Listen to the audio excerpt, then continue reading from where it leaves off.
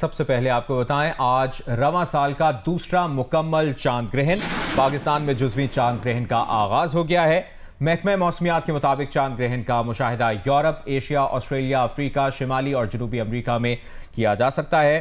पाकिस्तानी वक्त के मुताबिक आज शब रात 8:28 पर चांद की रोशनी मध्यम होना शुरू हुई और अब से 1 मिनट बाद चांद को जुज़वी ग्रहण लगने का आगाज भी हो जाएगा 9:27 पर, जबकि मुकम्मल ग्रहण का आगाज 10:31 पर होगा। चांद ग्रहण 11:12 पर अपने उरूज पर होगा। मुकम्मल चांद ग्रहण का इख्तिताम 11:53 पर होगा। जुज़वी चांद ग्रहण का इख्तिताम 12:57 पर होगा और रात 1:55 पर चांद ग्रहण मुकम्मल इख्तिताम को पहुंच जाएगा। आज रवा साल का ये दूसरा मुकम्मल चांद ग्रहण है। महकमा मौसमियात के मुताबिक चांद ग्रहण का मुशाहिदा यूरोप, एशिया, ऑस्ट्रेलिया, अफ्रीका, शिमाली और जनूबी अमरीका में किया जा सकेगा।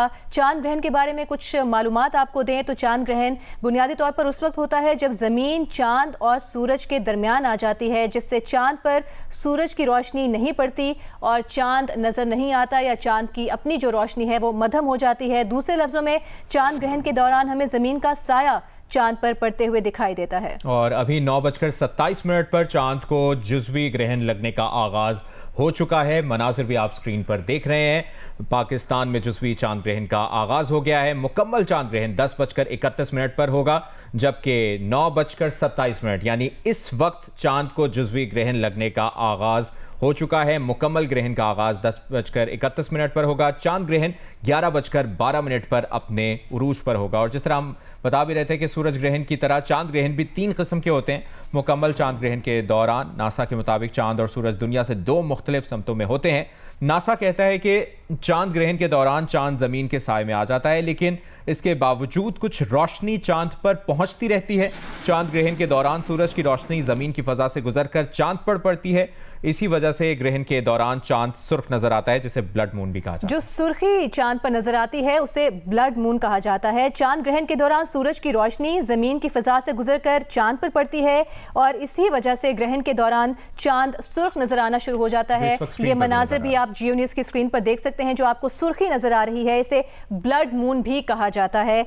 जिस तरह इसके नाम से जाहिर है, इस ग्रहण के दौरान चांद पूरी तरह नहीं छुपता है, सिर्फ चांद का कुछ ही हिस्सा छुपता है, जमीन के साए में आ जाता है और चांद की रोशनी जो हमें उमूमी तौर पर नजर आ रही होती है वो एक सुर्खी से इख्तियार कर लेती है, जिसे ब्लड मून भी कहा जाता है। और इसके मनाजिर आप जियो न्यूज़ की स्क्रीन पर देख सकते हैं कि चांद की जो अपनी रोशनी है वो थोड़ी सुर्ख हो चुकी है। नासा के मुताबिक मुकम्मल चांद ग्रहण भी कभी कभार होता है, लेकिन जुज़वी ग्रहण साल में 2 मरतबा होता है।